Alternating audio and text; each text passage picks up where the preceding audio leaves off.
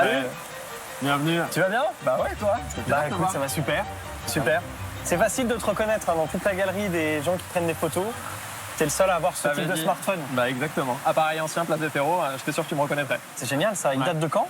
Années 50. Et en plus, tu vas être content. Je te l'ai prévu pour ce week-end pour que tu puisses faire de très belles photos de notre ville. Donc, tu vas embarquer avec moi là pendant tout le week-end? Tout le week-end. Génial. Tu vas te régaler parce que la finalité, elle est dans la patience, dans la découverte, la surprise aussi de ton image. Ouais. Donc, je vais montrer tout ça.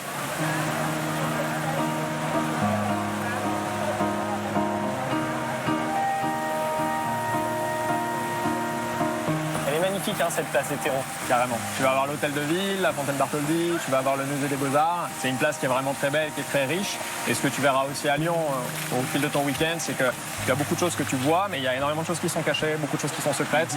Et j'ai hâte de te faire découvrir. Bah carrément. Tu m'expliques un peu comment ça marche? Allez, tiens, je te laisse le prendre. Bien évidemment. Wow, ça fait quelque chose hein, d'avoir un appareil comme ça dans les mains. Hein.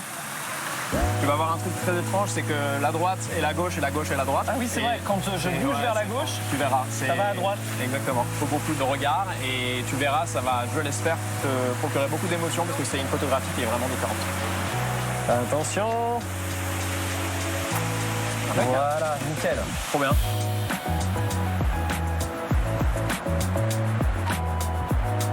Toi Thibaut, tu as fait carrière, si j'ose dire, dans le vintage. Ouais. Tu revends des vieux objets. C'est ça. Et tu as une passion pour ça. Est-ce que c'est une activité qui colle bien avec Lyon? Ouais, je trouve. Tu verras que Lyon est une ville très préservée qui sait vraiment valoriser son patrimoine et je pense que ça m'a beaucoup aidé à faire mon chemin professionnel, justement. Le passé est encore très fort et très présent pour les gens d'ici, quoi. On le respecte. Ouais. Ouais. Tu le vois dans les vieilles pierres, tu le vois dans certaines formes aussi de tradition.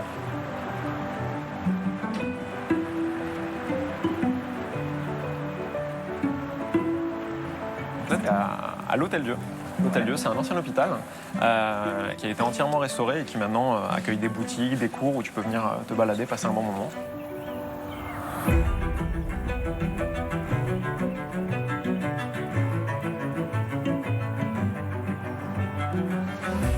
Waouh! Ah oui, très jolie vue là. Ah ouais, incroyable. Magique. Je suis très content de venir ici parce que je suis né dans cet hôpital. C'est énorme, donc c'est vraiment tes racines. Ah mais tu peux pas faire plus. Toi, t'es vraiment 100% lyonnais, quoi. À fond. Dans cette ville, ce qui me saute aux yeux, c'est tout le vert qu'on voit aux abords des parties urbanisées. Tu vois, là, pendant ce week-end, je vais à un moment sortir un petit peu de la ville, aller dans les monts d'Or, des zones un petit peu plus nature, et j'ai l'impression que c'est très accessible. C'est très proche, en fait. Tu le vois, la ville de Lyon a la chance d'être bercée par le Rhône, le fleuve et la Saône, la rivière, et tu peux très facilement faire une après-midi dans les monts d'Or, te balader, tu verras, tu vas te régaler. Bon, moi, je pensais tomber que sur des gens pudiques, c'est la réputation de Lyon, mais en fait, il y a plein de gens chauvins. Ouais, comme toi. Ouais. Moi, je suis très fier de ma ville. Je suis très fier d'y habiter parce que, justement, quand tu la connais, je pense que tu ne peux que l'aimer.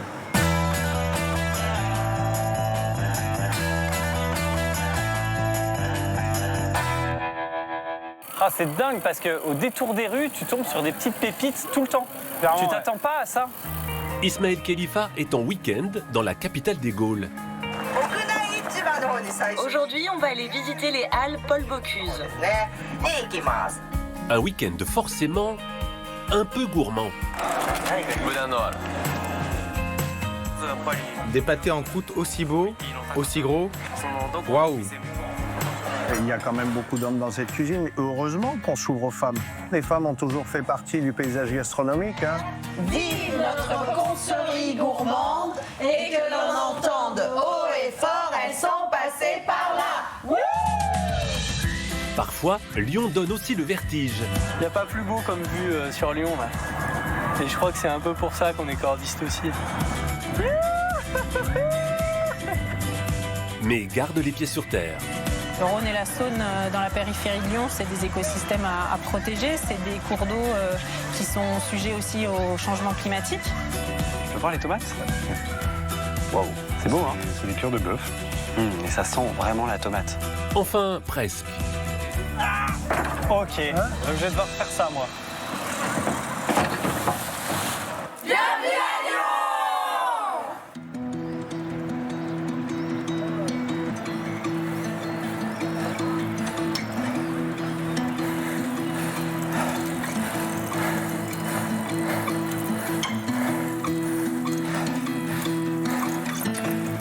J'avais envie de faire un peu de sport dans mon week-end. Eh ben, c'est gagné. Ah bah écoute, toujours un plaisir. Ouais, on commence à voir la ville. Waouh, c'est beau. Alors là, je t'emmène à Fourvière, l'ancien centre historique de Lyon. Ah, c'est la fameuse basilique historique de la ville. C'est l'image emblématique de la ville même. C'est devenu l'image de la ville, ouais.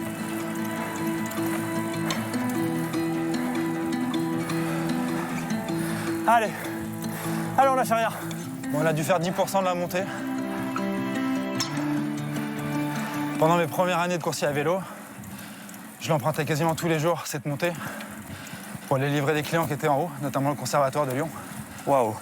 Avec des vélos chargés et du vélo cargo en général.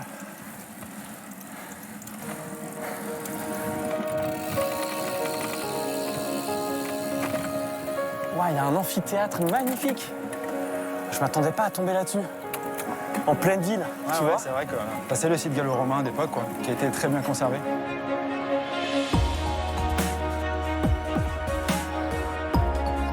Et oui, la capitale des Gaules. Ah ouais, bien sûr. Bien sûr. Faut pas l'oublier, c'était la première. Alors là, on arrive sur une montée, sur un bon petit D+, comme on dit. Il y a un petit raidillon, ouais. Ouais. Ah, courage, il reste 2 mètres et ce sera plat. Et on l'a fait, bravo. Je vais le battre sur la ligne. Allez, on fait la course. Yeah. Ah, j'ai gagné.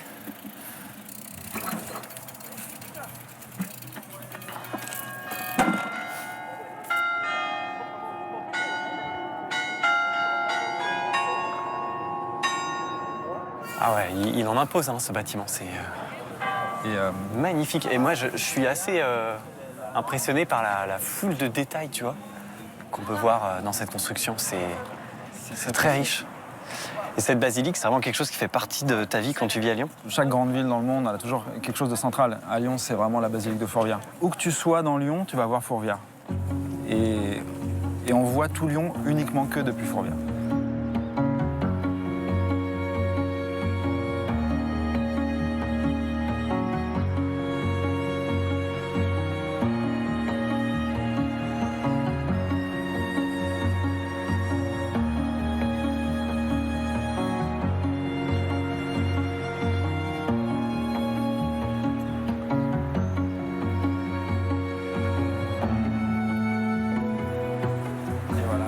Ah, tu m'avais pas menti, hein. Ouais, c'est un très beau point de vue ici. Magnifique cet endroit. Et en fait, d'ici, on voit tout Lyon. Mais c'est une ville très étendue, je trouve. Ouais, complètement. On a l'impression, quand on est là, que en fait, la ville, elle s'étend jusqu'à l'horizon. Ouais. Et à l'horizon, en fait, on voit très bien, parce qu'on a cette plaine ici, qui est la plaine de l'Ain, qui va jusqu'au début du massif du Jura. Ah, c'est le Jura là-bas au fond. Tout à fait. Ce qu'on voit au fond, c'est le Jura. Ici, tu vois, on voit qu'au final, la ville, elle reste proche de la nature. Tu vois, ici, c'est très vert et on voit qu'il y a encore de la forêt, il y a encore des grands espaces. Pour moi, c'est une très grande ville. Après, en tant que coursier à vélo, et comme je parcours la ville tout le temps, toutes les distances sont réduites et j'ai l'impression que je peux aller très vite de Fourvière à Pardieu, de Pardieu à Confluence. C'est parce que toi, tu fends la bise en fait. C'est une vieille expression de cycliste, ça. Hein. Ouais, c'est une vieille expression française. Casser le vent, casser la bise. La bise, c'est un vent, c'est un type de vent très, très glaçant en fait.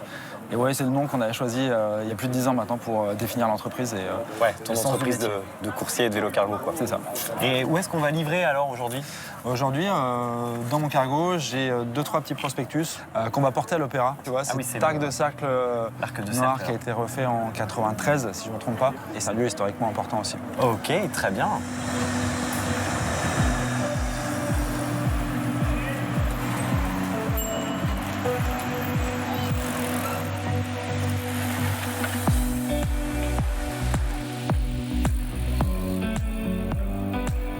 Bienvenue sur la place Bellecour. C'est une des plus grandes places d'Europe. Ouais, c'est immense, hein. C'est très grand et c'est surtout 100% piéton, forcément, et vélo un petit peu. Tu vois, ce qui est typique de la place Bellecour, c'est cette terre un peu, stabilisée, battue, tu vois. Roland-Garros un peu, quoi. Un petit peu, ouais. Et qu'est-ce que c'est ces installations-là? Ces installations, elles sont assez récentes et en fait, elles sont inspirées des canuts et en gros des tisserands, etc. Et tous ces voiles ici font de l'ombre sur la place Bellecour. En tout cas, c'est très facile et très fluide de circuler dans ce centre-ville. Ouais, tu vois. Ça, c'est bluffant. C'est l'affluence des vélos. Enfin, il y a des vélos partout. Comme si cette ville avait des routes cyclables. Ouais. Même des autoroutes cyclables en fait.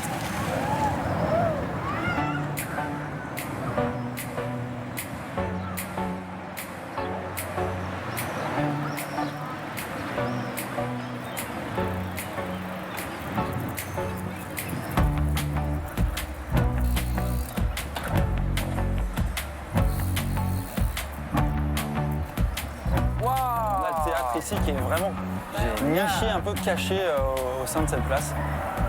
Comment elle s'appelle celle-ci? La place des Célestins. Ah, c'est dingue parce qu'au détour des rues, tu tombes sur des petites pépites tout le temps. Clairement, tu t'attends pas à ça? C'est très ça à Lyon. Hop.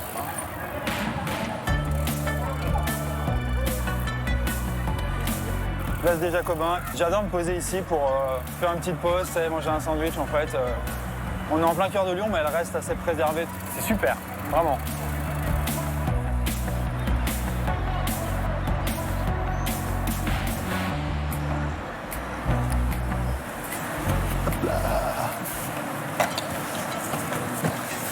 Bonjour. Bonjour.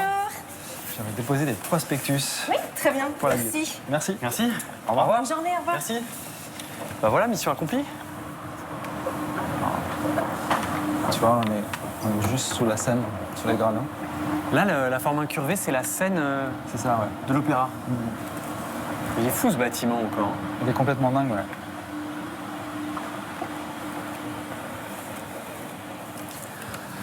Alors Ismaël, je savais que tu venais, j'ai réussi à obtenir une petite autorisation pour nous rendre dans ce spot complètement incroyable. Ok, on est où là? Et tu vas voir où on est. Ici, on est sous les verrières de l'opéra. Ouais. Et là, en ce moment, il y a une répétition.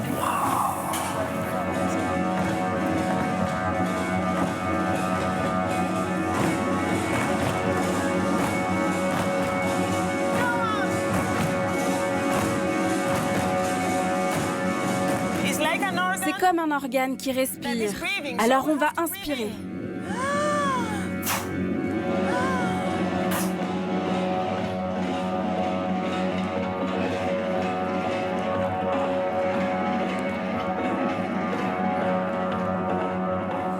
Franchement, mon gars, merci. Hein. Le ballet de l'Opéra de Lyon, quoi. Je t'en prie. Énorme.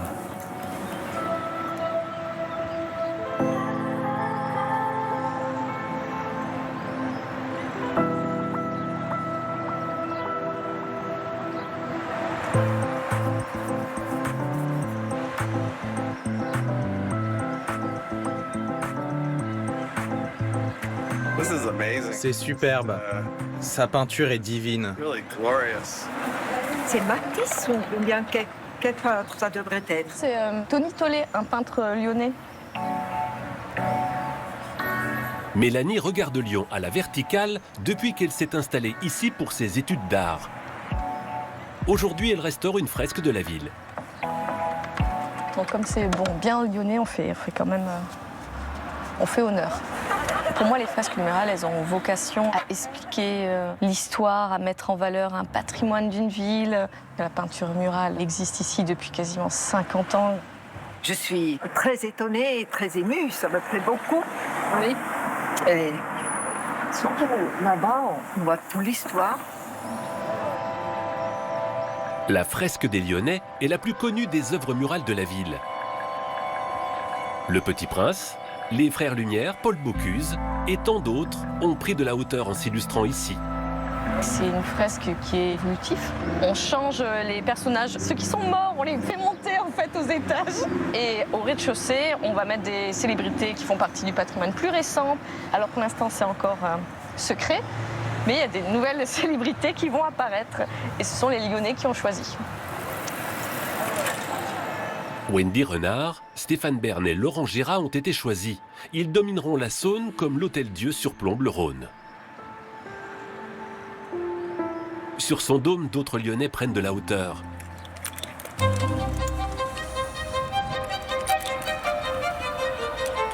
William et Guillaume sont cordistes.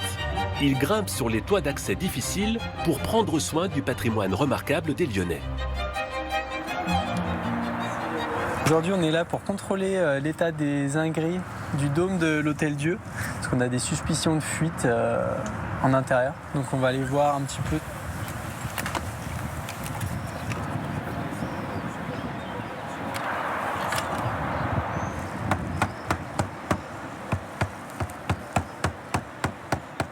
Alors là, on va arriver sur les tuiles, tu vas voir, faut être super doux. Faut se faire le plus léger possible.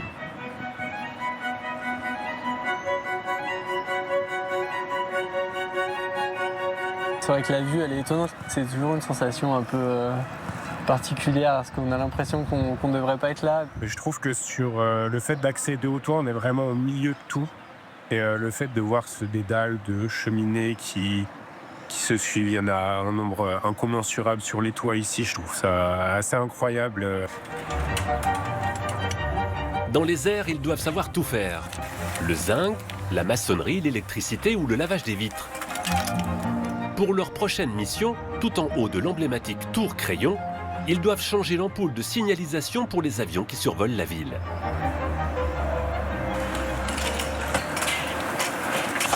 Ton casque.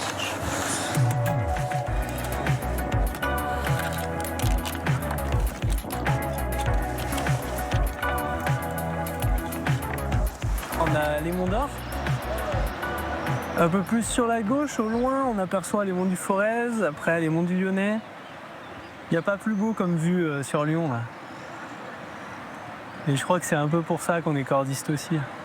J'étais pas monté plus haut qu'ici, jusqu'à maintenant à Lyon, donc 160 mètres au-dessus de tout, là. Donc c'est trop beau.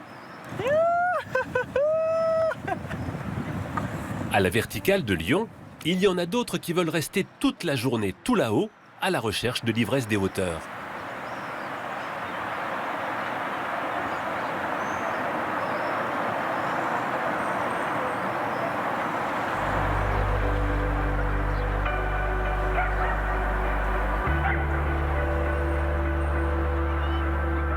Ces funambules ont tendu une ligne de 2,5 cm de large à 60 mètres au-dessus du vide. Généralement, ils évoluent dans les montagnes alentours. Mais aujourd'hui, ils découvrent leur ville vue d'en haut. Ça faisait très peur, vraiment. Si tu regardes en bas, tu fais « Ah !» Il y a quelque chose de très vertical qui est encore plus impressionnant, je trouve, qu'en montagne. En ville, on a plein de repères, on sait quelle taille fait une voiture, on sait quelle taille fait un trottoir, une trottinette, un humain. On a vraiment la sensation de hauteur parce que tu sais qu'ils sont loin. Le stress d'avant le passage. On l'a déjà fait, on sait faire, on va le refaire.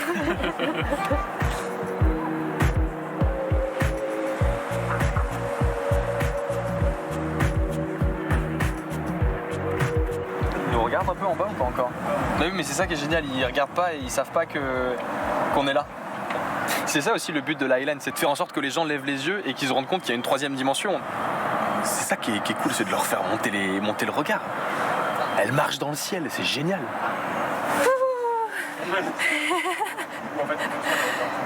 Au prochain.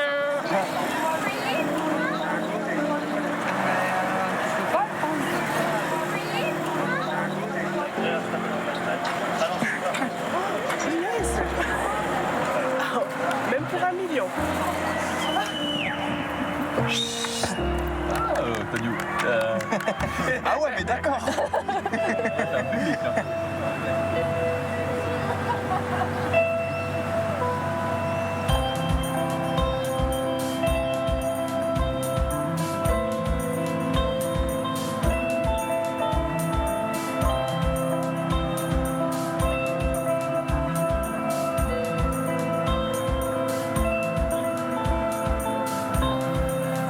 C'est trop cool.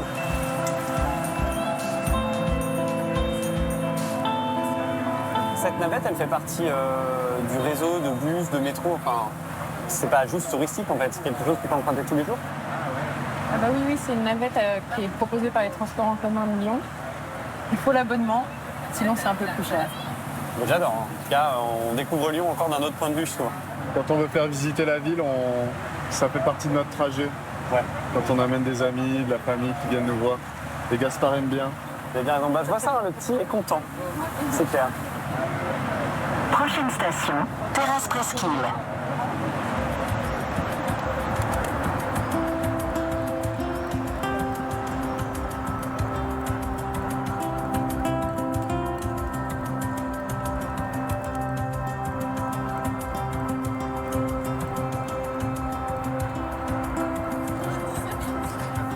Monsieur Jean-Luc, comment ça va?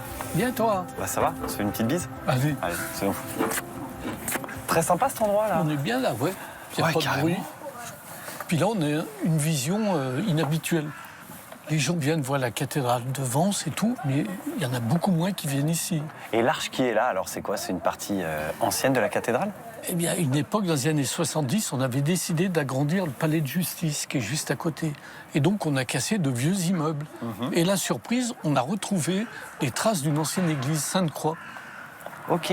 Puis on en a fait un jardin archéologique où on voit encore toutes les traces. Ah, hallucinant. Ah ouais, donc tu m'avais pas donné rendez-vous ici par hasard, quoi. Ah non, c'était pour me révéler un petit c'est secret. la campagne dans le Vieux-Lyon, ça. Il y a de l'herbe, il y a plein de choses. Et toi, tu fais des visites, c'est ça, dans Lyon? Je fais des visites comptées. C'est-à-dire que je me dis pas guide, parce que les dates, les gens les oublient tout de suite, moi le premier. Ouais, les dates de construction des monuments et tout ça. Oui. Je ne veux pas dire qu'on s'en fout, mais enfin, il y a d'autres choses. Il y a les anecdotes, il y a les traboules, il y a des tas de trucs qu'on ne voit pas obligatoirement, mais qu'on peut raconter. On cache tout à Lyon. Mais quand on sait regarder à travers les fenêtres, on trouve.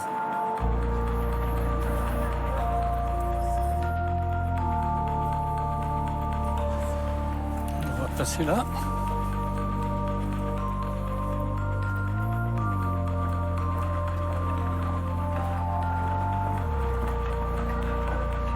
Alors cette porte, pourquoi on s'arrête devant cette porte? Je sais pas. Parce qu'il y a une traboule. Alors les traboules, c'est réputé à Lyon, il y en a dans d'autres villes quand même, mais très peu. C'est à Lyon qu'il y a des traboules. Et donc toi, tu as les clés des traboules. Voilà. T'as du réseau, hein, Jean-Luc? Ah ouais, le petit passage secret. C'est pas secret, c'est discret.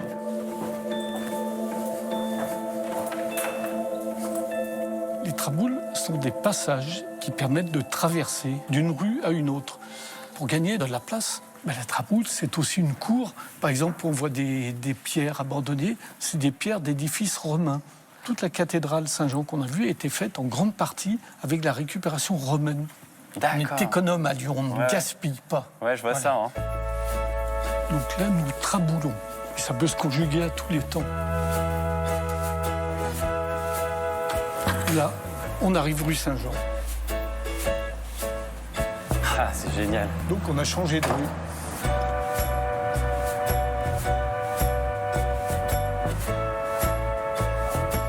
Book restaurant, you see, it's not so light, huh? So you have to imagine how it was before him, at the top of Ravasier. C'est la relève, Jean-Luc. C'est un quartier touristique? Non, non, c'est de la concurrence déloyale. Oh. Allez, on va trabouler ici, regarde. Là aussi, t'as la clé? Là, normalement, elle est ouverte. Ah. Allez.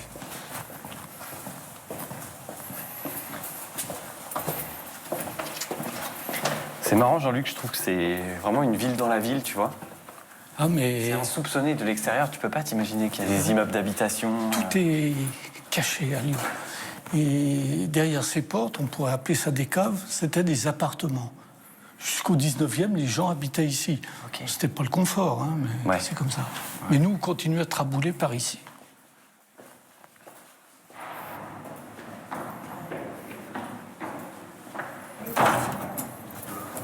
Allez. Et là, nous sommes...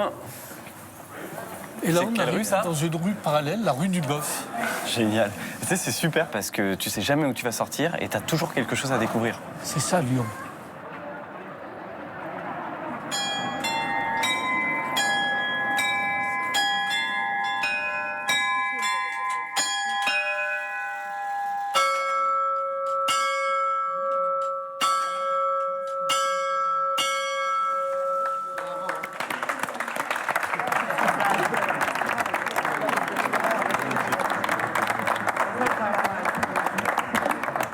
Ça, c'est l'horloge Charvet, qui à la fois donne l'heure et remonte le temps parce qu'elle a une histoire.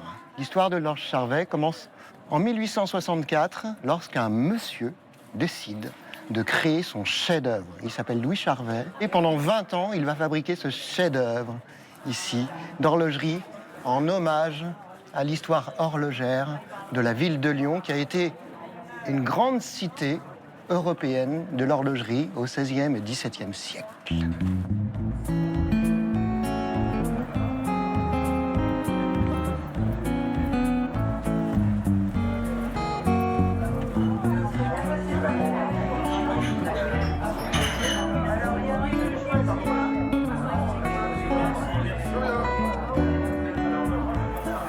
Ça sent déjà bon avant même d'entrer.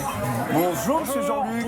Bienvenue, bonjour monsieur. Bonjour. Bienvenue au Café des Fédérations. Ismaël, ravi. Bruno, enchanté.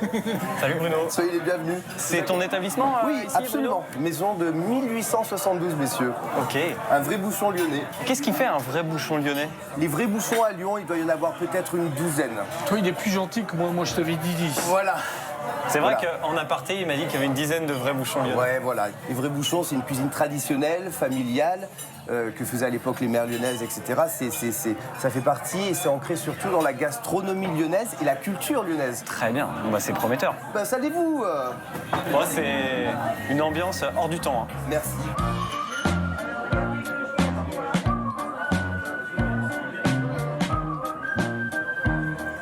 Alors messieurs, un grand classique de la maison. Les harengs pommes à l'huile. Saucisson brioché, magnifique. Dans un bouchon, un bon gâteau de foie de volaille avec des petites quenelles de volaille. La fameuse tête de veau évidemment avec la sauce brébiche. Il sait qu'on est que deux ou... Le tablier de sapeur, c'est de la panse de veau. Très bien. Qui est pané frit avec un petit peu de citron pour l'acidité, c'est excellent. Le fameux civet de jus de cochon avec une excellente sauce au vin. La purée très légère, avec beaucoup de crème et beaucoup de beurre. Très bien. Ok, c'est ça qui donne la légèreté. Oh là là, les garçons, regardez. La quenelle, elle est juste énorme. Non, ça va. Non, tu trouves pas? Dis donc. Non, elle est très belle. Franchement. C'est riche, hein, comme cuisine. C'est pas riche, c'est lyonnais. Pardon, autant pour moi. C'est généreux. Il a les yeux qui pétillent, Jean-Luc. Hein. Bah parce que d'abord on mange bien et ensuite l'ambiance est géniale. Comment t'es venu dans les bouchons pour la première fois? Bah, mon grand-père était emballeur pour les soyeux. Du coup, pour trouver des clients, il allait dans les bouchons qui étaient pratiqués par les soyeux. Et quand on était gamin, il nous emmenait. Et j'ai compris que c'était un lieu très convivial. Même mon fils, qui a 40 ans maintenant, bon, il habite en Indonésie, mais quand il vient à Lyon, eh ben, il se paye des bouchons. C'est bon, hein? Génial. C'est gourmand. On dirait que tu apprécies. Ah bah moi, je suis très gourmand. Donc... Tu vas finir par devenir lyonnais. Si c'est ça le passeport... Il y a pire comme punition, hein? C'est clair. Bah Jean-Luc, moi je te remercie parce que, tu vois, je suis pas sûr que j'aurais poussé la porte de ton établissement sans être avec Jean-Luc. Et ce que j'ai compris, c'est que c'est vraiment le bouchon où tu voulais venir. Hein. C'est ça? On a des amitiés spéciales, puis on a des préférences. Voilà. Les amis, je veux bien que vous mettiez en place. Alors, bougez pas. Il va bien avec cet établissement, cet appareil. Hein. Petite photo de famille. Allez, un petit sourire. Nickel.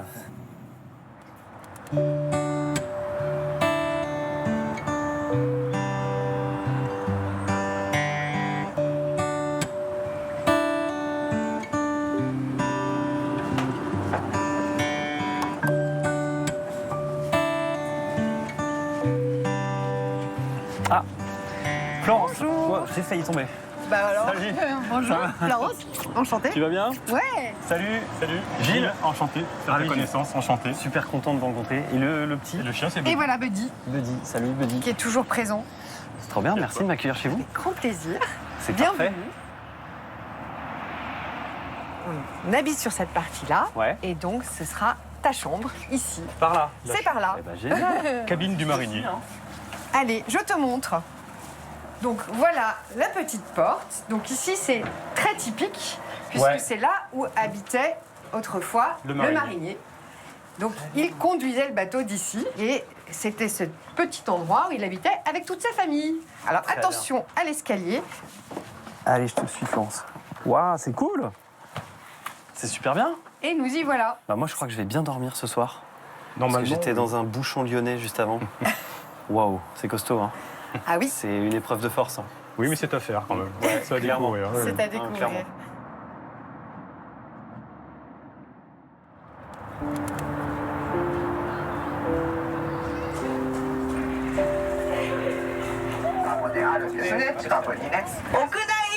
Aujourd'hui, on va aller visiter les halles Paul Bocuse.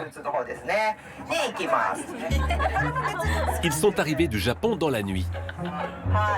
Pendant un semestre, ils vont apprendre les rudiments de la gastronomie française. Leur école de cuisine tisse des liens avec la région lyonnaise depuis plus de 45 ans. On n'a pas encore vu grand-chose. Mais la nature, les chevaux, on n'a pas l'habitude de voir ces choses de si près. Ici, l'air est pur. Là où je vis au Japon, on n'a que des buildings. Quand vous aurez fait le tour, on se retrouve devant les halles dans 1 heure.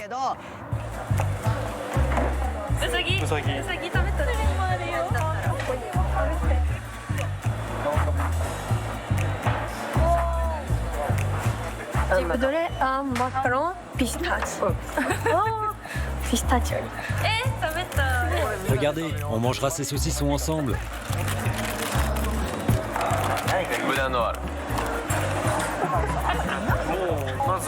Des pâtés en croûte aussi beaux, aussi gros.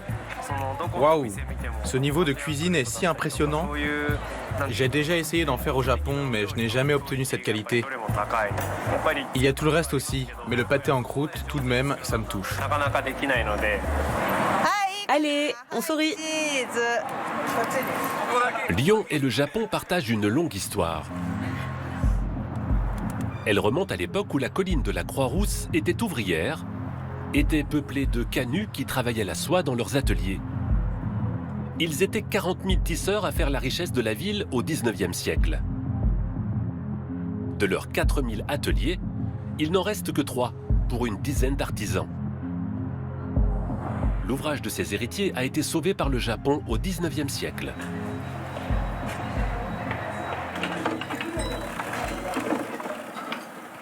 Virgile et Romain ont repris l'atelier de leur père.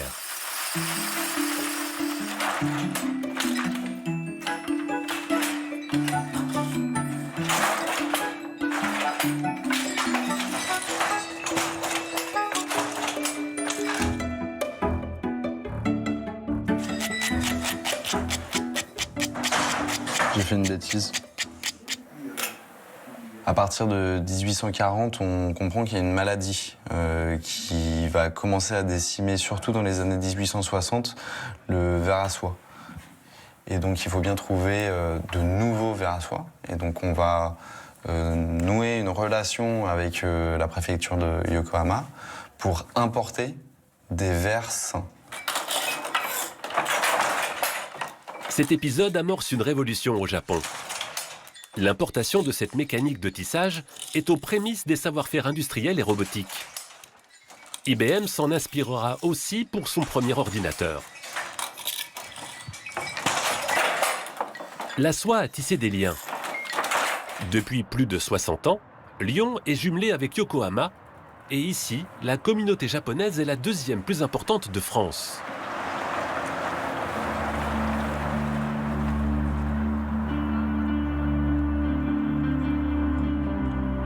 Pour renouer avec leurs racines nippones, le parc de la Tête d'Or offre un écrin de calme. C'est un oragi de riz gluant, enrobé de pâte de haricots rouges. La recette ancestrale de ma grand-mère. Yuki et ses amis vivent ici depuis plus de 10 ans. Elles sont venues pour leur travail ou celui de leur conjoint. Les entreprises japonaises sont nombreuses ici.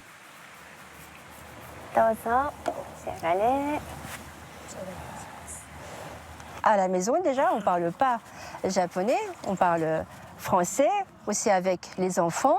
Et donc, se réunir comme ça, de faire un petit thé, en se retrouvant dans la tradition, c'est agréable.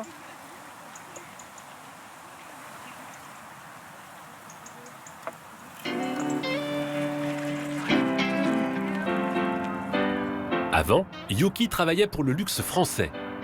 Aujourd'hui, elle est professeure de cuisine japonaise. Elle fait vivre sa culture à Lyon.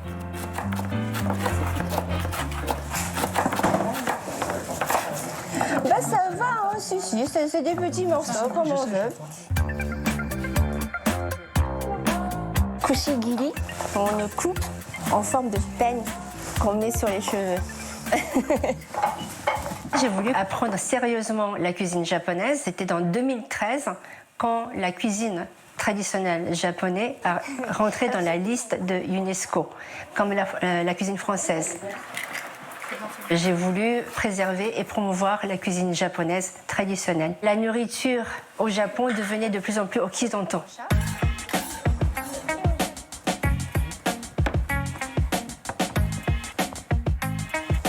Comme ça.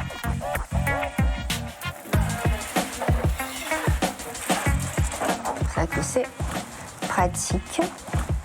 Donc avec l'aide de baguettes, vous pouvez faire cette jolie décor. Ah ouais, La déco, il y a vraiment... Quand est-ce qu'on goûte? On a bien travaillé. Ah, c'est comme là-bas.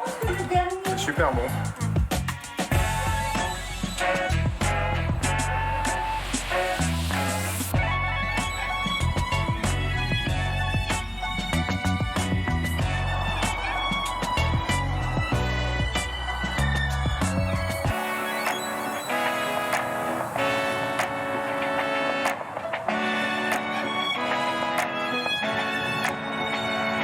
On va chercher les pointes des pieds.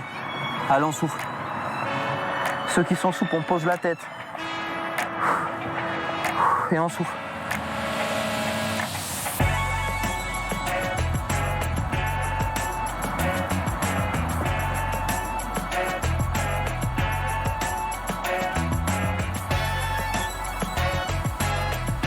Excusez-moi.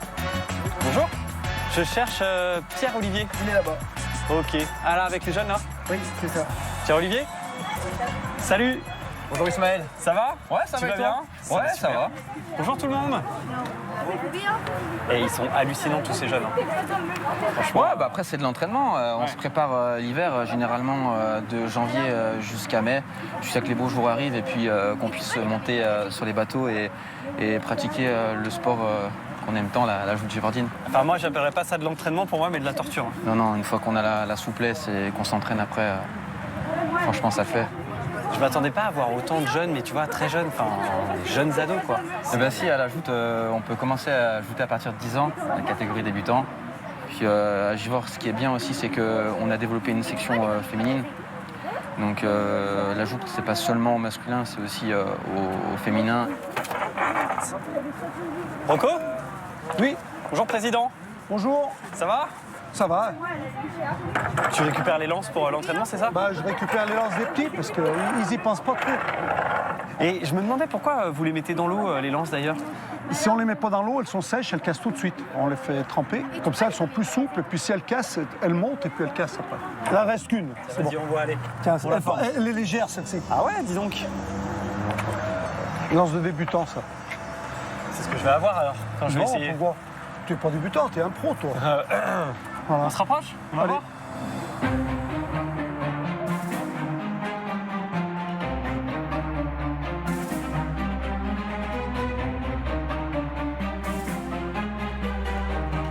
Il y a une certaine tension dans l'air quand même avant. Hein. Tu te dis qui est-ce qui va gagner, qui est-ce qui va pousser. Alors attention. Ah, elle l'a eu, elle l'a eu. Wow. Non, je suis en train de me dire que j'ai bien fait de prendre une serviette, quoi. C'est surtout ça. Et toi, t'es depuis combien de temps dans le club alors? Moi, je suis entré en 1967. En 1886, ceux qui ont créé le club se sont dit il va falloir faire quelque chose parce que le Rhône, bien sûr, il débordait, il venait au centre-ville. Il dit il va falloir faire quelque chose pour aider les gens, pour leur amener des vivres. Et voilà. Okay. C'est pour ça que Sauveteur de Givors. Après, par la suite, le Rhône a été dompté. Il y a moins en moins de crues. Et du coup, ils sont tournés un peu sur le sport, dont la joute, la natation. Vous êtes les héritiers de ces gens-là. Allez, bloquez les gars, allez, bloquez.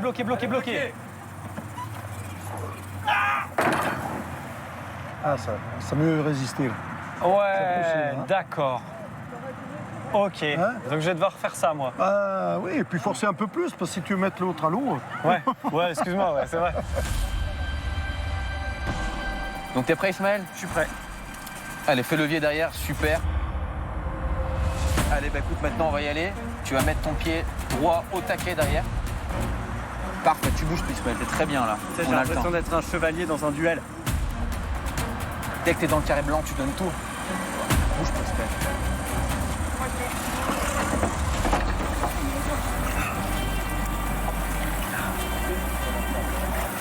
Sur la deuxième place, tu vas y aller. Ah ouais, j'y vais.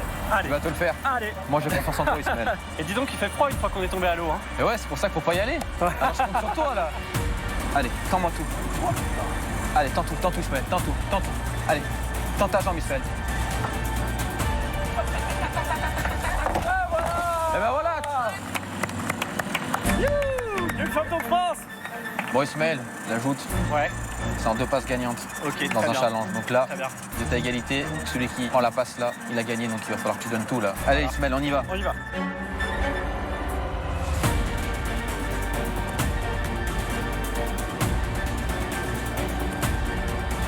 Allez, maintenant tu serres ta main. Allez, tape. Allez. Allez, Ismaël. Oh!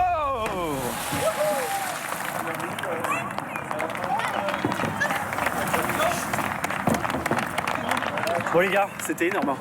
Bravo à toi. Énorme. J'ai adoré la sensation. Ce qui m'a plu surtout, c'est que c'est plus une épreuve mentale que physique presque. T'es hyper focus sur l'autre, le petit carré blanc. Et là, tu dois résister et en même temps pousser. Donc il y a un effort physique qui va de la pointe des pieds à la pointe des cheveux. C'est tout le corps qui est tendu dans l'effort. Chapeau. Hein. T'en as pensé quoi, Rocco? Moi, j'ai pensé que tu t'es bien débrouillé. C'est vrai? Ouais, je pense que tu seras un futur champion. On va se changer? Allez, go. Merci. Hein. Allez, prends pas froid. Oh.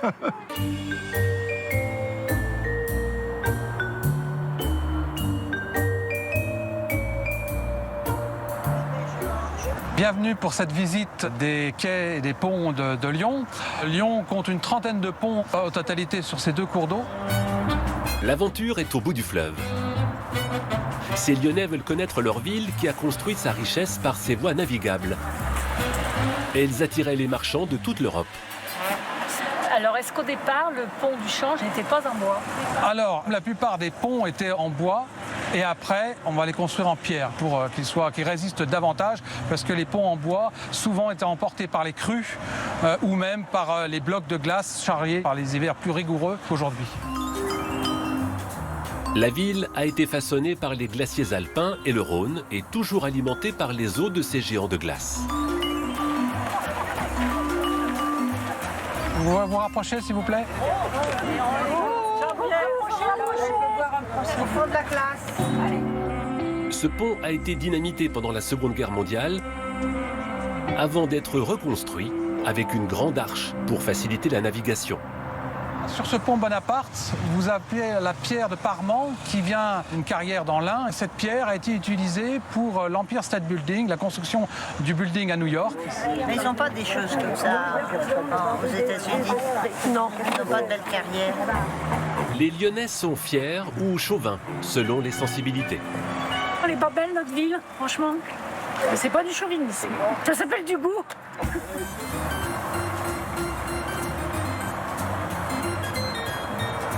On part en Amérique, on part en Afrique, alors qu'on pourrait visiter sa ville et pour apprendre à la connaître. On peut faire les deux. Visiter la France, notre beau pays, mais aussi aller à l'étranger. Connaître le monde et les autres, pas rester chez soi. Ils ne sont pas les seuls à avoir la fierté lyonnaise.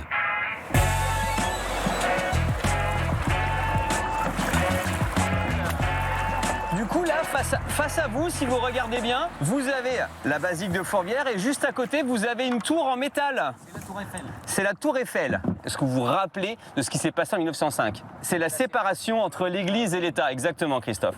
La tour Eiffel, ça symbolise en fait l'État. Et du coup, la ville de Lyon va financer la construction de la réplique du 3e étage de la tour Eiffel pour mettre un monument républicain qui fasse opposition à la basilique de Fourvière. Arnaud fait découvrir sa ville au ras de l'eau à ses habitants. On est un peu en contrebas des immeubles, donc ça donne un point de vue un peu une contre-plongée quoi, par rapport aux immeubles, c'est vraiment chouette. Quand j'étais petit, Lyon c'était la ville à éviter quoi. Et maintenant on est une ville qui est incroyable, quoi. Incroyable de couleurs, c'est top quoi. Faut venir à Lyon.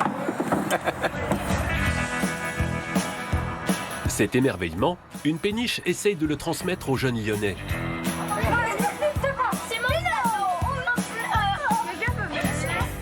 Depuis plus de 20 ans, la Vorgine embarque des scolaires en classe bleue à la découverte de leurs fleuves et rivières pendant 3 jours. On est où là? Au bord de la Saône. On est au bord de la Saône. Ok. Vous avez quoi autour de vous là? De l'eau, beaucoup. Beaucoup d'eau. Ouais. Avant d'aller faire l'activité pêche, on va d'abord essayer de discuter de ce qu'on est susceptible de trouver avec nos petites épuisettes. Le but, c'est d'observer la macrofaune, d'accord? Donc c'est les petites bêtes qui vivent dans la Saône. Et là, c'est quoi alors? Non, ah, 1000 pattes. Allez, stop. Donc ils ont 6 pattes. C'est quoi alors la classification? Non, les insectes. C'est un insecte qui groove. Venez. Oh oui, j'aime pas. Bon, là, tu me tiens. Oui. Essayez de pas ramasser les cailles. Regarde, le truc là, j'en ai une touche. C'est une crevette, on a une crevette. Il y a de la vie là-dedans. Bah, ça me fait chaud au cœur. C'est comme si on était reliés avec la nature. Ouais. C'était parce que à Lyon, en ville, bah, on a moins l'expérience de faire ça. L'idée, c'est justement d'éveiller leur curiosité et la joie qu'ils ont en fait d'aller patauger dans l'eau, de rencontrer, de découvrir toutes ces petites bêtes qui vivent dans leur cours d'eau, dans leur fleuve, auxquels ils passent devant pratiquement tous les jours. Le Rhône et la Saône, dans la périphérie de Lyon, c'est des écosystèmes à protéger. C'est des cours d'eau qui sont sujets aussi au changement climatique, avec les épisodes de sécheresse, de forte chaleur. Et puis on a de nouveau aussi le retour des grandes crues à Lyon. Regardez l'oiseau. Regarde, hop, il est sur place. Pendant 3 jours, ils vont voguer jusqu'à la confluence de Lyon. Car c'est l'une des seules villes au monde, avec Pittsburgh aux États-Unis, à avoir une confluence, la rencontre de 2 cours d'eau dans son centre-ville. Elle est tombée du ciel. Oui, c'est une magicienne.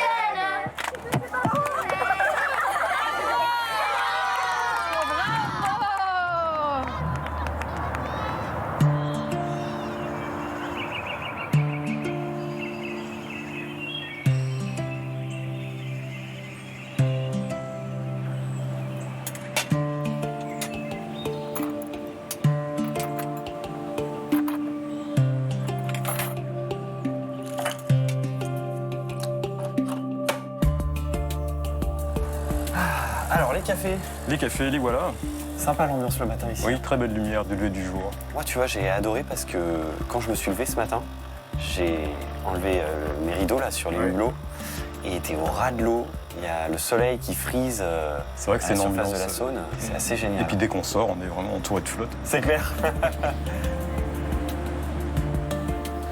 Vous êtes lyonnais tous les deux? Florence est lyonnaise et moi je suis stéphanois. Oh là là. Et je suis l'ennemi. Et vous avez signé un traité de paix dans votre contrat de mariage aussi? Oui, comme me dit mon beau-frère, j'ai mes vaccins. Ouais, ok. Et j'ai vu là que tu as plein d'appareils photo. Ouais, c'est un peu le thème du truc. J'en avais beaucoup. Tu es photographe? Ouais. Donc on accumule quand même des choses. C'est clair. Voilà, des boîtiers, des souvenirs, des archives, tout ça quoi. Bien, je vais te faire voir. Ouais, t'as une belle petite collection là. Ouais. Alors il y en a qui fonctionnent très bien. Le Rolleiflex fonctionne très bien. Attends, celui-ci là? Celui-ci, ouais. Prendre? Ah, je t'en prie. The Rolleiflex. Tu sais que j'ai le même dans mon sac? Ça doit pas être courant de trouver non, c'est pas courant. Une personne qui vient dormir ici qui a un Rolleiflex comme ça dans son sac. C'est jamais. On amène les cafés? Allez, je te laisse celui-ci, je prends ces deux-là. Ça marche. Allez, c'est parti.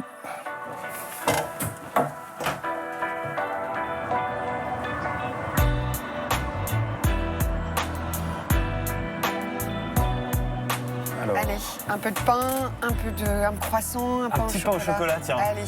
Génial. Un petit pain au chocolat. Et qu'est-ce qui vous a donné envie de vous installer ici? Un peu par hasard, on a vu cette péniche, enfin, c'est Gilles qui l'a vue d'ailleurs, et qui a eu un vrai coup de cœur sur l'idée d'avoir une vie un peu atypique.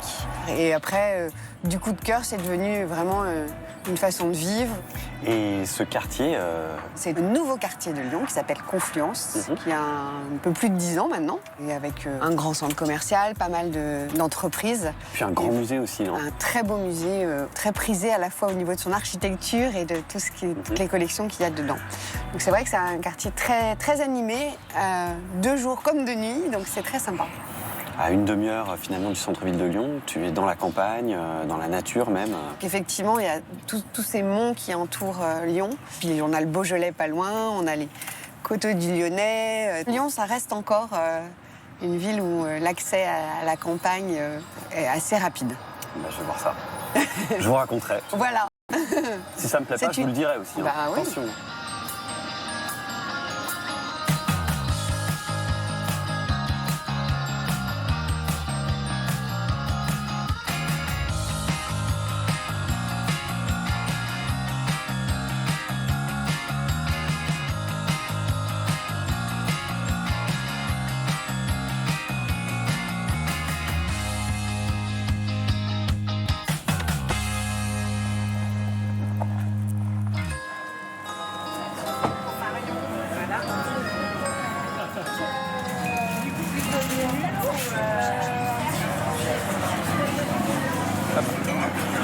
Bonjour.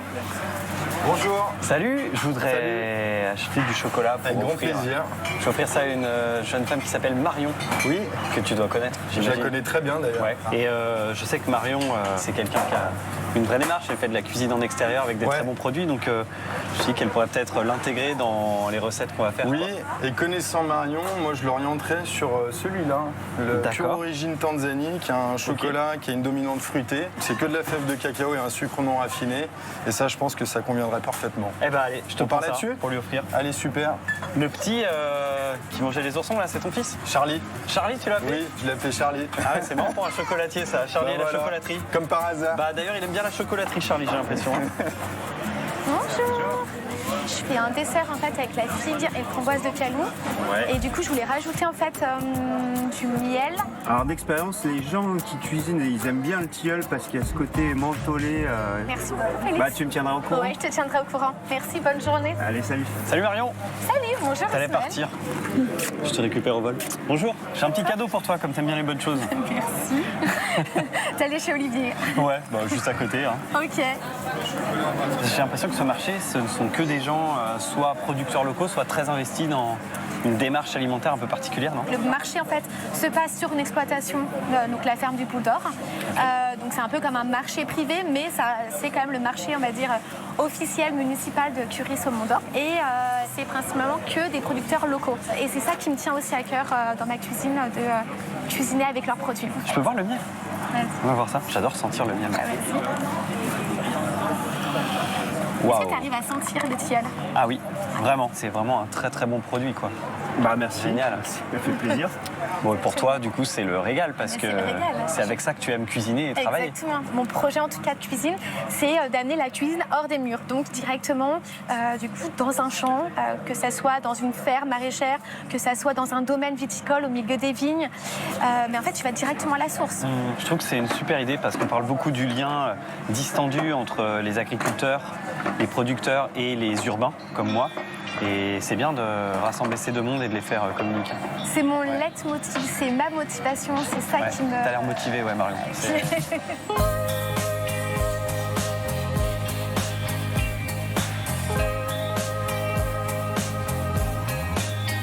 Et là, c'est vraiment circuit ultra méga giga court. Parce que ça passe d'ici à 100 mètres derrière nous au marché où on était juste avant. Quoi. Exactement, oui, oui. Bah, moi, c'est un peu mon quotidien aussi. La ferme, ils sont 3 associés et un des associés, Thibaut, est mon conjoint. D'accord. On va aller lui rendre visite dans ses champs. C'est une ferme périurbaine. Tu es quand même à 16 km de Lyon. En train, on est à 12 minutes. T'es à 12 minutes du centre-ville de Lyon? 12 minutes. Il y a des personnes qui ne sont pas forcément véhiculées, mais qui viennent visiter les Monts d'Or, se promener et pourquoi pas s'arrêter en fait à la ferme, au marché. Ouais.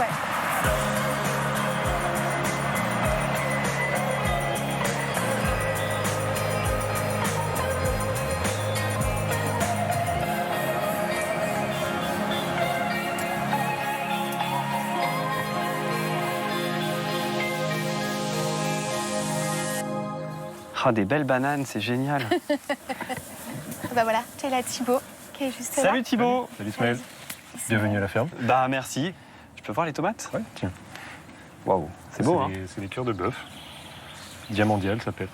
Et ça sent vraiment la tomate. Une odeur très forte, Je les ai très ramassés puissante. il y a 1 minute, celle-ci. Donc... Si tu veux croquer dedans. Je peux? Ah bah bien sûr, notre fils le fait tout le temps, tu peux le faire.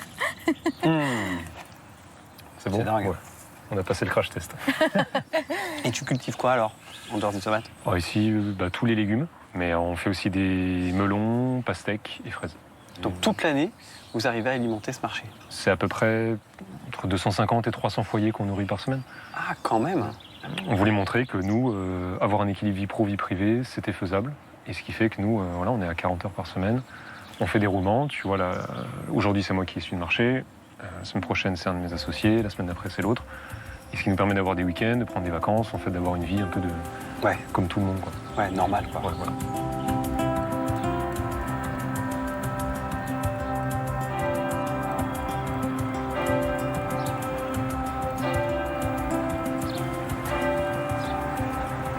Très joli village, hein?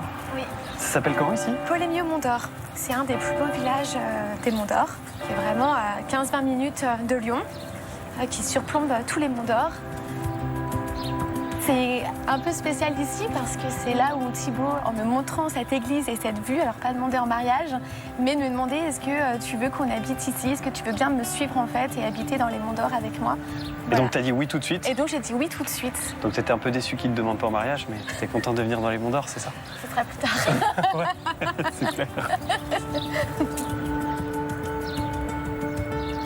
Ce qui est très beau, je trouve, dans ce village, c'est toutes les pierres, là. On se croirait presque en Provence. Exactement, c'est un peu la spécificité des Monts d'Or. Dans tous les villages, c'est exactement la même architecture. Et ces pierres dorées, comme on appelle, elles viennent en fait de la carrière qui est juste à quelques kilomètres. Donc c'est vraiment la signature, la carte d'identité exactement. Des Monts d'Or.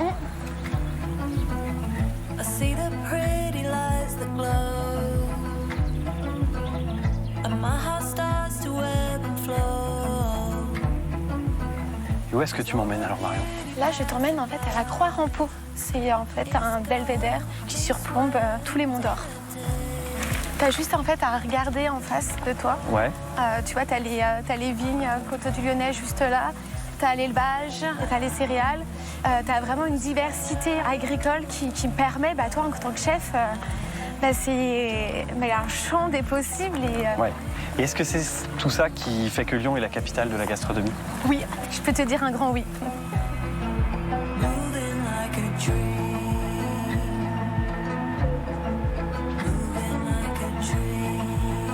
Ça y est, on est arrivé au point de vue. Oui. Et alors là, c'est Curis au Mont d'Or?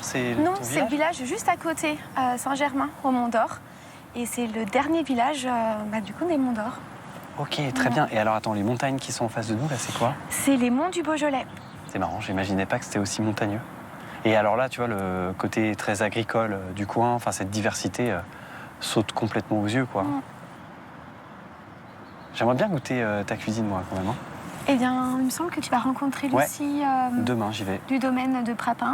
Oui. Et donc, on va se retrouver là-bas pour une dégustation. Ah, c'est cool, ça, dans son vignoble? Exactement. C'est une amie à toi? Oui. C'est bien.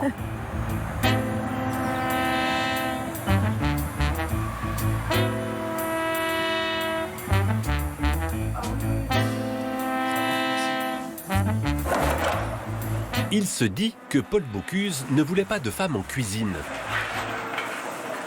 Qu'en est-il aujourd'hui dans son restaurant, temple de la gastronomie française?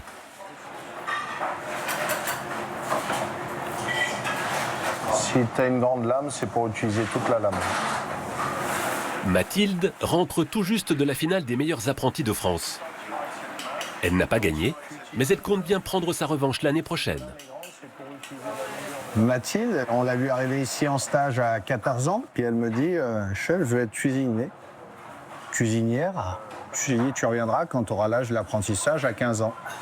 Et à 15 ans, elle est revenue ici, chef, je vais encore être cuisinière. Au départ, quand je suis rentrée, il y avait beaucoup de garçons, donc ça me faisait un peu peur. Et puis après, je me suis sentie à ma place et j'ai commencé à avoir un peu plus confiance en moi, puisqu'avant, la confiance en moi, c'était pas trop ça. Il n'y avait pas de femme ici il y a très longtemps. En 2014, la première jeune fille ici est rentrée en cuisine et elle a ouvert la porte justement à ce changement-là. Elle a été un peu acharnée puisqu'elle est revenue présenter son CV 5-6 fois. À force de persévérance, on l'a embauchée.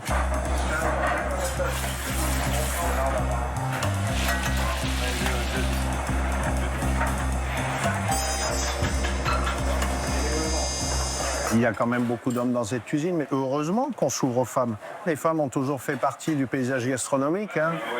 On y va, Romain. Paul Bocuse n'en voulait pas, lui ou sa femme, comme certains diront.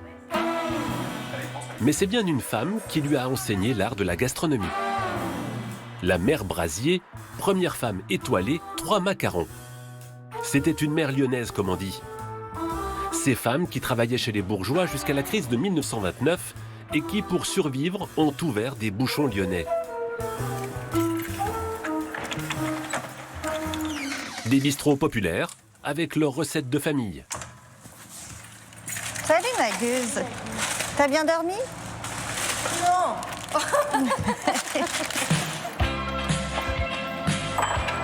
Fatima et Paola viennent de reprendre la gérance de cette institution lyonnaise, chez Hugon. C'est un os à moelle. Alors c'est du temps de Madame Hugon, c'était pour pas perdre des clés. Madame Hugon, c'est l'ancienne propriétaire et c'est une mère lyonnaise très connue à Lyon. Une mère lyonnaise, pour moi, c'est une petite mamie qui prépare des plats comme pour ses enfants. C'est beaucoup d'amour, beaucoup de générosité. Ah, téléphone, je réponds. Mais c'est qui? Ah, c'est le voisin. Oui, Jean-Pierre. Comment ça va, Jean-Pierre? Tu viens à quelle heure? 12h15. Je venais ici, j'étais cliente et j'ai adoré l'endroit, la cuisine d'Arlette, elle était juste extraordinaire. J'étais à l'université et à la fin, Arlette m'a proposé de travailler avec elle. Elle m'a fait aimer la restauration. Quand j'étais étudiante et que je venais, quand on passait dans la rue Pizet, tu as des odeurs de cuisine dès le début de la rue Pizet.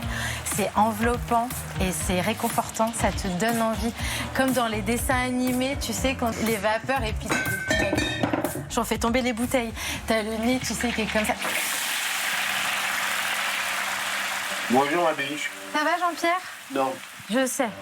Jean-Pierre venait déjà du temps d'Arlette. Tenez, Arlette. Merci, je vais pousser ça. Coucou, Fatih. Coucou, Bichette. Après plus de 40 ans de service, Arlette a choisi ses repreneuses. Elle leur a transmis ses précieuses recettes. Ah oui, moi je voulais une femme, parce qu'ici il n'y a eu que des femmes. Sur mon acte de vente, on a Madame Millet qui a tenu 40 ans, les Barbet qu'elles ont pris, ils ont tenu 40 ans. C'est Madame Barbet, la cuisinière. C'était une grande dame en cuisine, hein, vous allez voir. Après arrivait Madame Dussault, elle avait trouvé une toute jeune fille qui faisait bien la cuisine.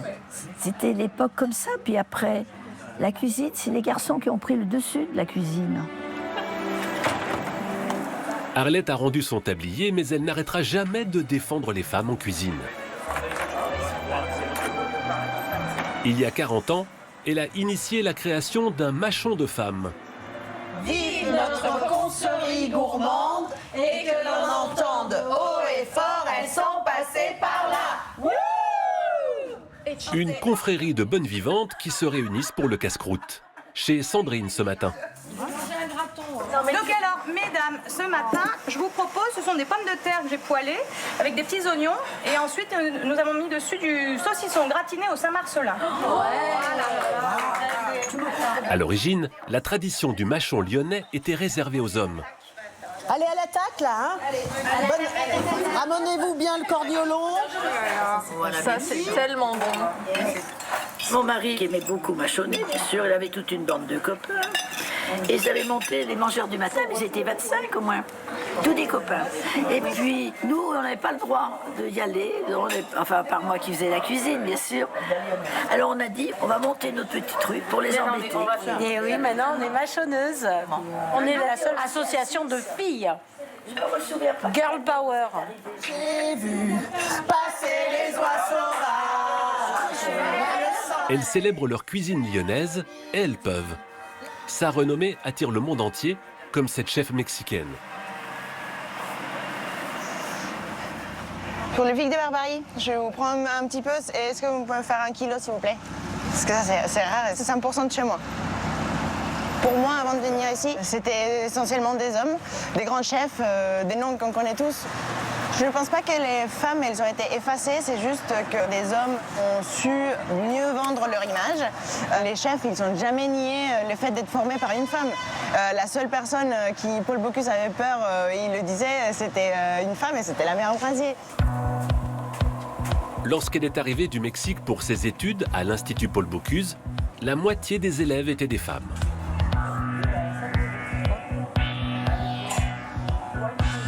T'as goûté ça? No, the gnocchi is really good. Ouais.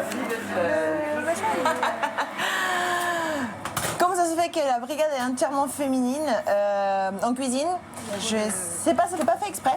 Mais c'est vrai que j'ai reçois beaucoup plus de CV de la part des filles que des garçons. C'est rare d'avoir un garçon qui demande un poste en cuisine quand c'est la femme qui est en tête de la brigade. Dans le milieu professionnel, après leurs études, elles ne sont plus que 10 à 20% à la tête d'une cuisine.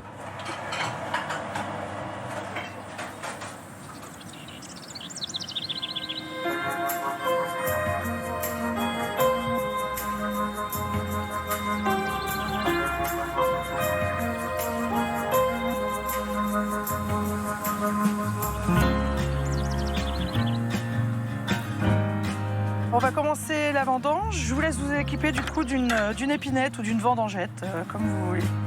Quand votre seau est plein, on vide dans les bennes.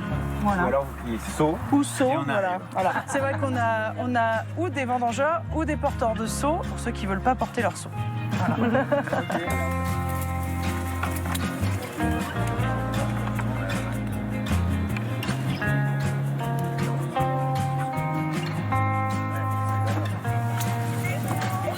J'ai l'impression que tu vas être beaucoup plus rapide que moi. Ah ouais, Quand on parle de Lyon, on pense beaucoup au Beaujolais en termes de vin. Et là, on est sur les coteaux du Lyonnais, c'est ça? Exactement. C'est encore un autre vin, c'est quelque chose qui n'a rien à voir? C'est l'ouest lyonnais, en fait, l'appellation coteaux du Lyonnais. On se trouve entre le Beaujolais et la vallée du Rhône. On est une appellation indépendante. On est vraiment aux portes de Lyon. Hein. C'est pour ça que l'idée du vignoble du Lyonnais, c'était faire des vins pour les Lyonnais. Pour vous, les vignerons du coin, le réchauffement climatique, l'augmentation des températures, ça devient un vrai sujet sur les coteaux du Lyonnais? Exactement. On a adapté notre encépagement et notre domaine justement parce qu'il y a cet aléa vraiment à prendre en compte maintenant. Hein. On a réfléchi à des cépages qui sont moins sensibles. Et nous, c'est vrai que sur le domaine de Prapa, on a 9 cépages. On a choisi la diversification des cépages. Là, on est sur une vieille parcelle, une vieille vigne de Chardonnay qui a été plantée du coup par mon père. Le domaine est depuis combien de temps dans ta famille? Alors le domaine, les premières vignes ont été plantées en 1890. Et du coup, je suis la 6e génération à avoir repris le domaine avec Pierre. Qui est ton conjoint? Qui est mon conjoint, effectivement. Originaire des Pierres Dorées, donc je l'ai déraciné pour s'installer dans les coteaux du Lyonnais. Pierres Dorées, c'est les Monts d'Or? Et Pierres Dorées dans le Beaujolais. Dans le Beaujolais, d'accord. Dans le Beaujolais, voilà. Je crois que mon seau est plein. Eh ben écoute, ça tombe bien, moi aussi, il est plein. Allez, seau! Tu lui parles tout le temps comme ça? Je l'appelle pas, je l'appelle par seau. Oui, Sceaux, voilà, et c'est sympa. C'est sympa qu'elle t'appelle Sceaux, Pierre, toujours. Et même dans la vie privée, elle t'appelle Sceaux comme ça. T'as un truc à te demander? Généralement, c'est toujours accompagné d'un sourire. Bah ouais, c'est clair. Ah, très bien, très bien. Et quelle est la différence pour toi entre cette partie des vignobles autour de Lyon et le Beaujolais? Le vignoble des Coteaux du Lyonnais, c'est un tout petit vignoble. Donc en fait, on connaît très vite tous les vignerons. Et puis il y a beaucoup d'entraide, ça me plaît beaucoup. Avec Lucie, ce qu'on voulait, c'était vraiment une sorte de démocratisation du vin, c'est-à-dire rendre le vin vraiment très accessible à tout le monde et à apporter plein de goûts différents aux gens, quoi.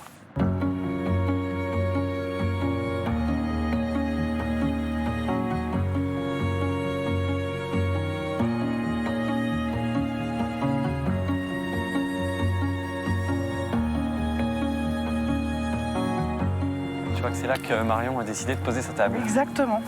Je me disais, où est-ce qu'elle va s'installer? Ouais, voilà, c'est là où on se trouve, on est pas mal, ouais, c'est clair. C'est magique. Bonjour madame. Bonjour. Bonjour Ismaël, bonjour Lucie. Ça va? Oui, ça va, et vous? Ah ouais, incroyable tout ça. Oui. Je comprends mieux Bienvenue du maintenant. coup à Chantable, du coup, à la tablée dans les champs. Je me demandais s'il n'y avait pas un mariage ici en arrivant. Ça fait très table de mariage. C'est un peu idyllique. C'est superbe. Bravo. Merci. Bon, on fait quoi? On va s'asseoir alors? Allez. Alors, nous aurons une tartelette croustillante, tomate ancienne et chiso avec un vin, les Charmes 2024 Gamay. En plat, une truite, concombre mariné, herbes fraîches et citron confit avec du Printemps des Hirondelles 2023 Vionnier. Et en dessert, des figues et framboises fraîcheur de menthe, Espoir divin 2023 pour le vin.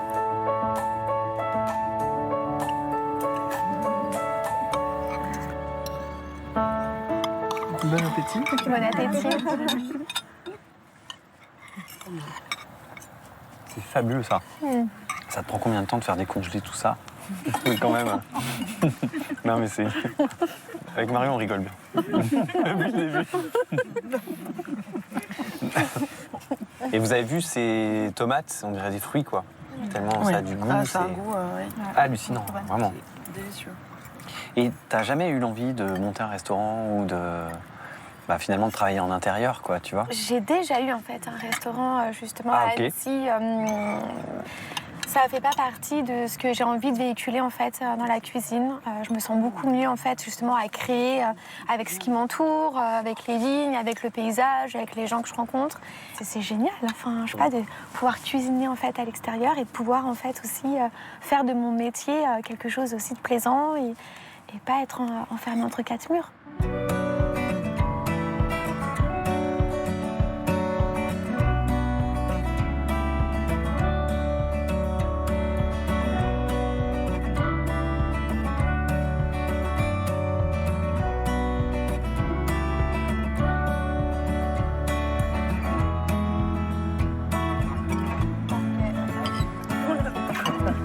C'est trop bon. Ça vous plaît? C'est une folie. Qu'est-ce qui te plaît le plus alors dans la démarche de faire venir des gens de l'extérieur dans ton exploitation? On aime avoir un domaine où il y a de la vie. On aime voir du monde, on aime créer des liens, partager notre métier, notre passion avec d'autres passionnés également. Et je trouve que depuis qu'on s'est ouvert à toutes ces rencontres-là, on est bien plus heureux. Ouais.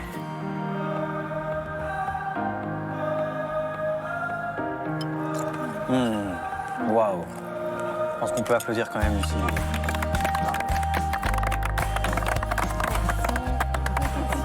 Génial.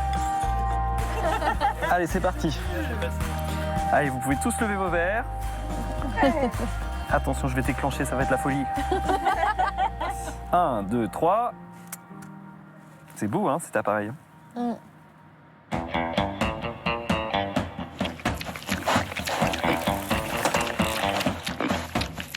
À votre avis, pourquoi il y a des cochons dans la vigne?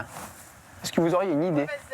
En fait, c'est pour entretenir les vignes. Ça évite de labourer en ramenant de la biodiversité aussi, et puis de réduire aussi les produits de synthèse.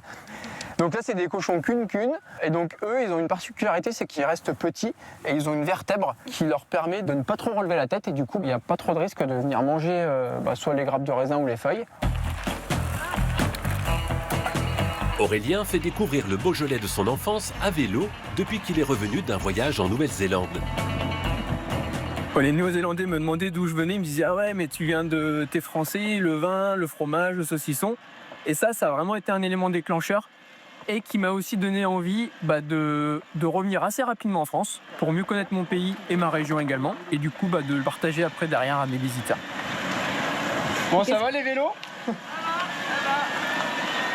Il y a eu un avant et un après. Moi, j'ai fait du vélo en compétition, 4-5 ans à haut niveau. J'avais la tête dans le guidon. Et en fait, ce voyage à vélo en Nouvelle-Zélande, le fait d'avoir des sacoches sur le vélo, de ne pas aller vite, j'avais pas grand-chose à faire d'autre que de regarder, de reprendre le temps.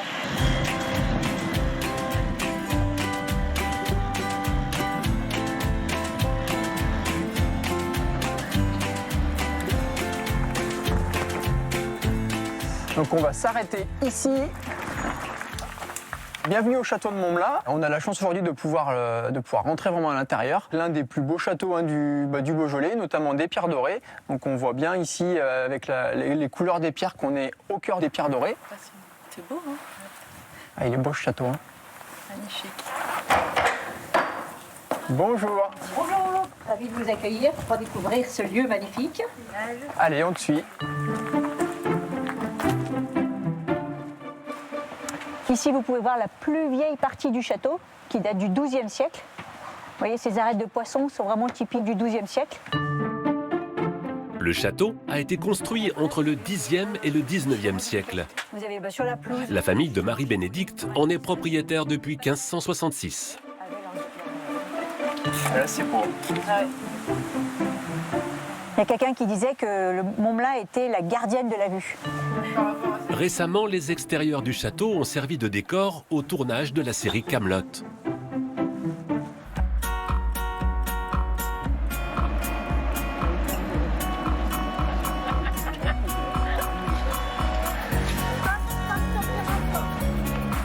La première fois que j'ai découvert le Beaujolais, je ne m'attendais pas du tout à ça. À la fois des paysages de vignes et de forêts. Ce mélange de pierres, de nature, de vignes, le contraste un peu de tout ça fait que c'est vraiment une super région. Et maintenant, c'est ma région de cœur. Depuis une dizaine d'années, c'est aussi devenu la région de cœur de Célia. Elle est vigneronne avec David. Merveilleux. Quel accueil. Bonjour. Surtout, n'hésite pas. Tac. Ça vous dit un blanc pour commencer? Allez. Merci. On a tout à l'heure visité le château de Montblat. Vous avez construit un peu le domaine avec des parcelles qui appartenaient au... La famille de David, de elle est Daniel. arrivée au 19e siècle ici pour travailler pour le château. En échange d'une maison qu'on pouvait habiter, ils devaient exploiter des terres et ils avaient le droit de garder la moitié de la récolte pour eux. Moi, bah, santé du coup. Nous, on travaille 7 hectares. 7 hectares, c'est pas mal pour 2 personnes. On est en train de réfléchir à peut-être réduire un petit peu nos surfaces pour faire mieux. Au lieu de courir après faire sur une surface qui nous happe en fait beaucoup, c'est de reprendre et retrouver le plaisir originel de travailler la vigne et faire du vin. Célia et Aurélien ne sont pas les seuls à ralentir pour regarder le territoire autrement.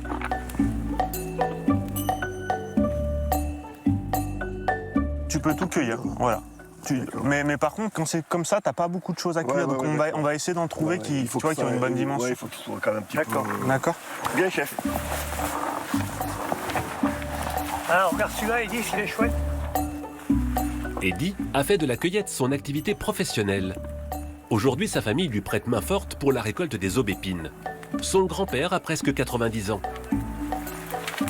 Là, il faut avoir de la patience, là. Ouais, mais regarde, c'est ça qui est bien dans la cueillette, tu vois. Avant, Eddy recherchait lui aussi la performance et l'endurance en montagne. J'avais un projet de traverser les Pyrénées par le GR10 en courant. Et sur de la longue distance comme ça, bah, des fois j'avais faim, des fois j'avais soif.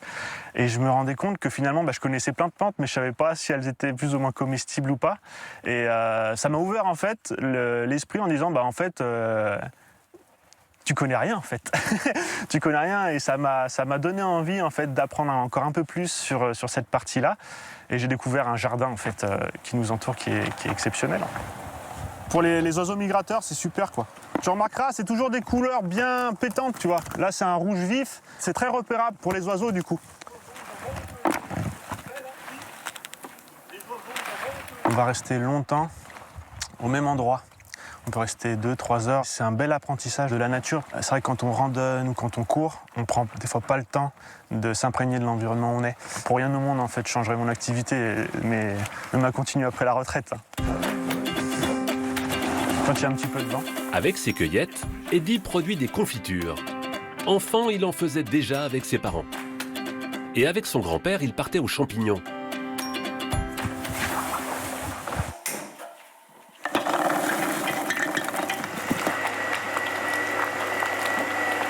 Eddy veut retrouver le goût des plantes oubliées au gré des millénaires, de l'urbanisation et des choix de l'agriculture moderne qui a privilégié certaines espèces. Bah, à partir du moment en fait, où on sait qu'on peut utiliser quelque chose, on a un autre regard. Ouais, typiquement, je prends l'exemple du robinet Fosacacia, qui est une espèce qui est plutôt invasive en fait en France. Et vu qu'en fait on en tire du miel, et bah en fait ça nous dérange pas. De savoir qu'on peut en faire quelque chose, et bah on défrichera peut-être moins les haies. Parce qu'à partir du moment où on utilise quelque chose, on va en prendre soin. Comme il a pris soin de la bassine en cuivre avec sa mère. Celle dans laquelle il a fait ses premières confitures à l'âge de 6 ans.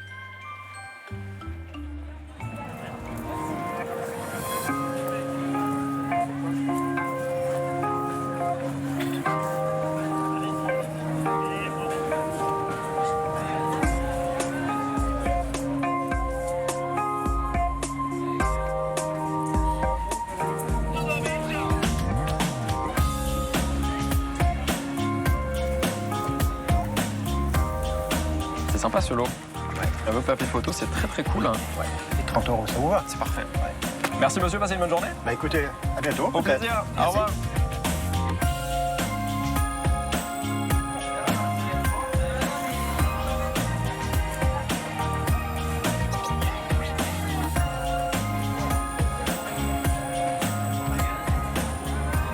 Vous avez d'autres choses en stock un petit peu comme ça, en série, magazine? En revue, en magazine, non. Ok. Non, rien d'autre en revue. Okay. Salut Thibaut. Ça va? Tu vas bien? Bah ouais, et toi? Bonjour monsieur. Bonjour. Bah ça va super, j'adore cet endroit. C'est chouette, hein, t'as vu? C'est surprenant quand même. Ouais. Il y a tout et son contraire. Exactement, t'as vraiment beaucoup de choses, t'as du cher, du pas cher, des choses pour des collectionneurs, pour des non-collectionneurs, t'as vraiment tout. C'est le deuxième plus grand marché de France, d'antiquité, donc c'est super. Et alors, qu'est-ce qui te plaît sur ce stand en particulier? Est-ce qu'il y a quelque chose qui t'a attiré l'œil? Carrément. Là, j'ai trouvé ce lot de revues. C'est des locaux revues qui vont des années 40 à 50, tu vois. Moi, l'objectif à travers ça, c'est que l'objet soit uniquement le vecteur de lien, en fait, d'une forme de patrimoine, d'une forme d'histoire. Regardez comment les gens vivaient, regardez comment ils consommaient, regardez quels objets sont restés derrière eux. Ça peut vous plaire, ça peut être sympa, que ce soit en déco, que ce soit à offrir. Et la photo est un lien essentiel parce qu'en fait, la photo, tu as le côté utilisation.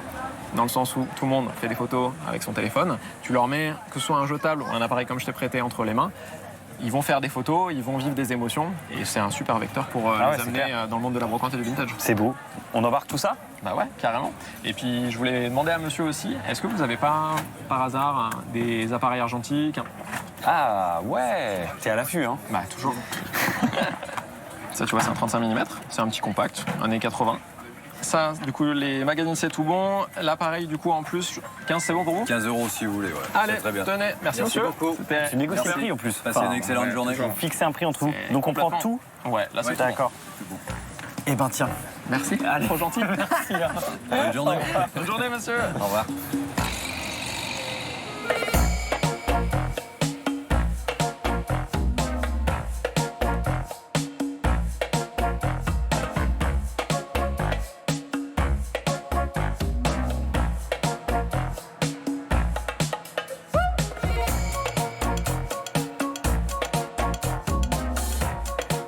Où tu as ta boutique alors ici? Ouais, du coup c'est le quartier Saint-Georges. Donc tu es sur la partie la plus au sud du Vieux-Lyon. Et c'est le quartier où moi j'ai grandi, où tu vas du coup retrouver nos boutiques. Et c'est un quartier que j'affectionne tout particulièrement. Je vois qu'il y a Guignol ici, sur le bar là aussi, sur la devanture. Ouais. Et il y a même des trompe-l'œil là sur les fenêtres. Là, t'es place de la Trinité, c'est un des hauts lieux de l'histoire de Guignol. Marionnette créée par Mourguet. C'est vraiment une figure de Lyon, c'est un symbole. C'était un personnage qui critiquait beaucoup la police, l'État et on va dire la ville lyonnaise, mais parce qu'il prenait beaucoup la défense des petites gens en fait. Et c'est pour ça je pense qu'il a eu autant de succès et qu'il est passé de son public enfant au public adulte. Parce que c'était fait pour les enfants au départ. Là, c'était fait pour les enfants, c'était fait pour divertir les enfants lors de l'arrachage de dents. Donc Mourguet avait fait ça et en fait dépassé un peu par son succès, Guignol est devenu ce qu'il est aujourd'hui. Elle est où ta boutique alors? C'est plus loin, tu continues rue Saint-Georges, donc tu vas voir, je vais te montrer tout ça. Sinon, si tu veux, on peut faire comme les gars là. En fractionné? Ouais, ça va. On y va en fractionné. Et bienvenue à notre boutique, les ateliers de Marinette. Je connais cet appareil là. Tout à fait, c'est le petit frère de celui que je t'ai prêté. Cool. Donc tu verras, on en a pas mal. À côté, tu auras notre café que je te montrerai après, la limonade de Marinette. Très bien. Voilà ton petit univers alors. Et bah ouais, bienvenue. Je comprends mieux maintenant tout ce que tu cherches. Pas mal de choses, hein. Ouais. Tu vois ce principe de stock, de lot et tout ça. Les pins. Ouais. Ça, c'est mon enfance. Bah, il y en a pour toutes les enfances. Ah ouais, c'est ça, il y en a pour toutes les enfances. Exactement. C'est bien dit. C'est la caverne d'Ali Baba. Ouais, complètement. J'ai vu un petit magazine en entrant. Bernadette. C'est le nom de ma mère, tu vois. Donc, alors, qu'est-ce qu'elle fait de beau, Bernadette? Elle fait un cours de tricot, du repassage et du tricot sur une machine. Bah, je suis pas vraiment sûr que... Tu vas sûrement trouver mieux. Ça intéresse à fond ma mère. Regarde, Sherlock Holmes. Et tu te rends compte, c'est marrant parce que ça raconte tellement de l'évolution aussi de la société. C'est exactement ça. Ce qui te touche le plus en fait dans cet univers, c'est quoi alors? Alors, tout forcément me touche énormément, mais là, c'est vrai que la partie argentique, c'est un espace qui nous a beaucoup fait connaître et qui nous permet de vraiment d'élargir le propos, parce que tu vas autant avoir des gens qui vraiment adorent la photographie argentique que ceux qui veulent la découvrir. Et ça, c'est super.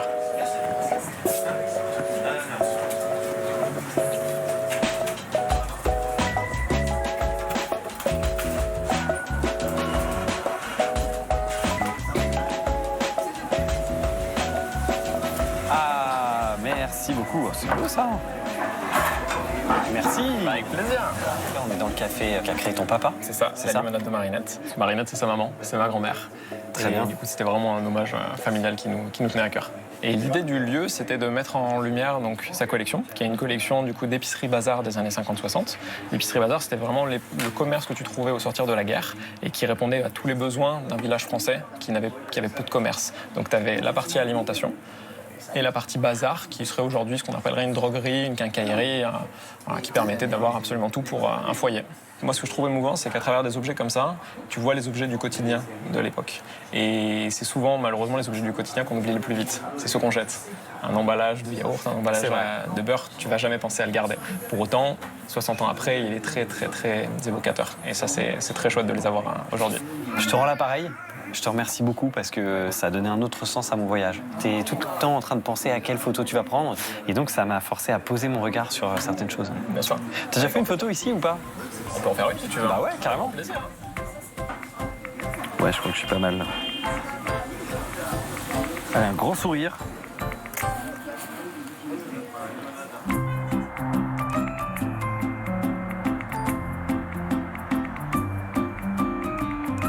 Dépêchons-nous parce que les portes du funiculaire vont fermer.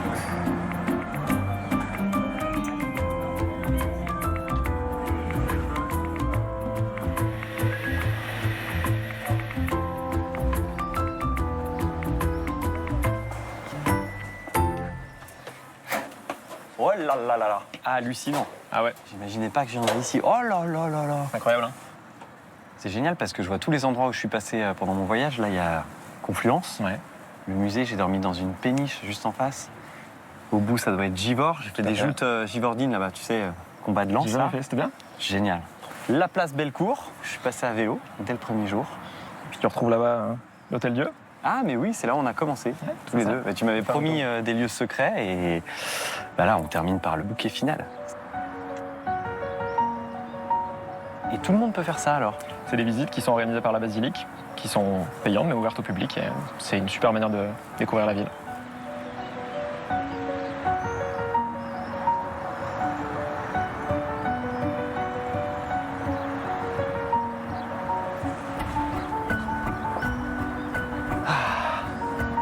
On y est. Bah, écoute, je te remercie Thibaut pour tout ça. C'était Je suis ravi. Un week-end tellement riche, tellement tu vis des choses différentes dans cette ville et j'espère, tu vois, qu'elle se la pètera un peu plus à l'avenir. Faut être un peu plus marseillais, les gars. Il y a vraiment de quoi être fier de cette ville, donc bah faut aller plus à l'avenir. Puis tu seras un guide parfait maintenant que tu connais cette ville comme ta poche. Comme ma poche, non, parce qu'il y a encore énormément à voir.